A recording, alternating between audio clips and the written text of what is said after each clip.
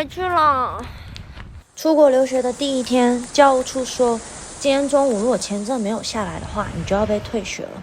我一看表，還有不到4個小時，該怎麼辦啊？我才剛到紐西蘭，房子租了，學費交了，一切就要結束了嗎？我怎麼這麼倒霉？我怎麼可能一帆風順？我還能留下來嗎？今天就讓我邊爬山邊告訴你我的讀書移民故事。To where we go, to where we go, sun on the trail, and the sky says go. To where we go, we go, we go. To where we go, we go, we go.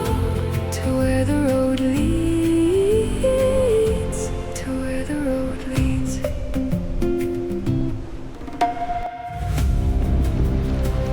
Hola tato， 我是兔耳貓，今天來走一段 Eastern Walkway， 全程大概7公里，花了快3個小時。平常我和威爾很喜歡來這步道，每次有人來找我們玩，這都會是我們推薦的景點之一。站在山頂上可以俯瞰整個機場和周邊小區，運氣好的話，你還可以拍到飛機哦，超適合當明信片的。那繼續上集，我到開學的那一天還沒有拿到簽證。事情是這樣子，在紐西蘭讀書，你需要2樣東西，簽證和學費，缺一不可。我提前半年就申請了簽證，但是直到開學當天，我還是沒有收到通知。沒有辦法，沒有簽證就不能上課。在我軟磨硬泡下，教務處終於同意讓我先去聽課。但是同時他也說，如果中午12點簽證還沒有下來的話，你就要退學了。我看了一下表，哈，就剩4個小時了。老師說什麼我都聽不下去，我又不敢看手機確認簽證，心裡想着已經要計劃買回程機票了，我就看着時鐘慢慢倒數，直到短針從4變成3，還剩3個小時。我想着我剛剛租了房子，我開始默默在心裡算房租違約金要多少錢。剛打開的行李又要關上了，行李箱的東西還有一半都沒有拿出來呢。最後剩10分鐘時，我已經開始安慰自己，哎，沒關係，我不用倒時差了。中間我手機還震動了一下，我急忙看一下是不是簽證來了，結果是我媽問我一切順利嗎？啊，這怎麼開口啊？要不你2天後去機場接我一下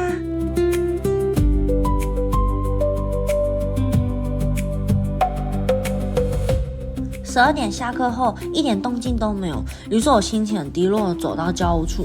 突然他們拉着我說，恭喜你，你的簽證下來了。哦，當時激動的都要跪下來了。簽證是在11點多發的，但凡再晚幾分鐘，我的人生故事又是另一種結局了。下課後同學約我一起吃飯，我全都拒絕了。我就興高采烈的回家，把那個簽證官給投訴了。我寫了很長很長的郵件，一狀告到移民局。這4個小時的煎熬總得有人買單吧。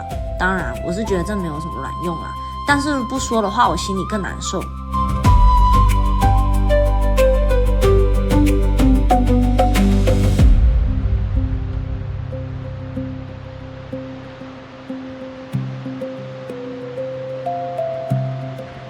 我們現在爬到這步道很有名的景點了，你知道嗎？這裡有一座紀念土耳其國父的紀念碑。土耳其其實和紐西蘭是敵對國，加里波伊戰役紐西蘭輸了，但它被視為紐西蘭和澳洲民族認同的重要起點。原因是這是紐西蘭首次大規模派兵到海外作戰，並且很多戰士再也沒有回家過。碑文大致內容就是致敬那些遠在異鄉犧牲的英雄們，和致敬那些戰士的媽媽們。你們不要再哭泣，你們的兒子如今已經躺在我們的懷抱中，因此讓他們安息吧。在失去生命後，他們已經成為了我們的兒子。那每年的4月25號也是我們的國定假日，這裡會舉辦紀念活動，也象徵紐西蘭跟土耳其跨越100年的和解。而天氣還很好哦，這種風在搭配天氣不好是常態，所以今天出太陽我很開心。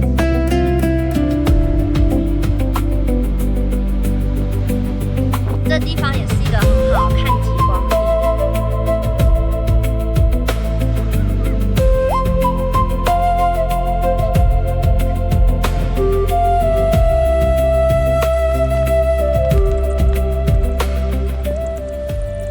語言班就是分成聽說讀寫，每個月都有一次期末考，教學內容和考試也不是在一個級別的。比如上課就會有課本啊，或者是講義，只要認真聽講啊，寫筆記，真的很簡單。但是考卷發下來大傻眼，講別的。我還在那邊溫習埃及法老啊，還是什麼綠能源介紹啊，一個都沒考，給你一個7、8頁的論文，問你拼音的來源、四聲詞還有狀聲詞的研究。我覺得這考試就有點針對性了。班上就我一個和越南小哥，其他都是大陸人。我是真的看了很久很久才看得懂。原來他這段是在說發音，那段是在介紹四聲詞，裡面有些舉例還是大陸拼音。我想如果是他們，應該在開卷前10秒就知道要幹嘛了。我在那英翻中，在中翻中，心裡默默罵，怎麼不考個 ㄅㄆ 呢？幸好我不是最慘的，越南小哥我看他早早就放棄了，反正那一堂課沒有一個人過，全班又考了第2遍。那回到我們的主線任務，讀書的事情解決了，住呢？這邊是每周交房租，我在市中心租了一個260塊紐幣1周的小房間，廚房、廁所公用，這可能是我在市中心住過最便宜的房租了。隔音極爛，隔壁住了上班族，天天打電話給老婆小孩，因為他孤身一人來打工，賺的錢全都轉回家了。他沒有工簽哦，我曾經問過他，天天躲躲藏藏的被抓到了怎麼辦？他就很無奈，因為這邊賺的錢加上匯率真的很多。他早上有天累了，回到家以後就再也不要來了。這輩子就算被紐西蘭列入黑名單也無所謂，打工也都是拿現金，哪裡有工作就去哪裡接活。就我所知，都10幾年過去了，他還在這哦。看來這錢也不是賺很多啊。語言學校畢業後，我就接續了我的學程。這是一個1年的商科，學費大概2萬紐幣，每天都要上課，但是跟大學有點像，有必修和選修課程。以前在語言班天天說中文，上課以後天天都是聽印度話，我就天天躲在印度人的保護傘下，因為他們很喜歡發言，那我就負責做簡報，他們負責噼里啪啦說。看，有人在給仙子布置家耶，不知道晚上會不會真的有仙子回家睡覺。每當我爬山看到這些，我都會特別想敲門。上課期間，我還遇到了人類歷史上重要的新冠死案。學期後半段基本都是在家裡完成的，當時大家都很懵，老師也不會用 Zoom 上課。線上分組討論的時候，老師就會把大家強制下線，留一部分人，然後過10分鐘再把下一波人拉上線，大家都懵懵懂懂的。最後的畢業報告還是在家裡完成的。我上半身穿得很正式，下半身就是一個睡褲，全人都不敢站起來上廁所。幸好我在封鎖前，我認識了一個對我很好的山東帥哥，在他的引薦下，我拿到了紐西蘭第一份比較正式的工作。那在上學期間呢，我最厲害的記錄就是打3份工作，但真的不要模仿，我只維持了1個月就果斷把義工給辭了。當時聽說如果有義工經驗，在簡歷上會很漂亮。我就去了慈善二手店，給大家捐贈的物品定價。我當時真的好喜歡這個工作，有種手握生殺大權的感覺。我說你值多少你就值多少。有時候裁判兼球員會把自己喜歡的定價標低一點，然後開開心心的就去結賬了。哇，這個樹好特別哦，全部都只長一側哎，看。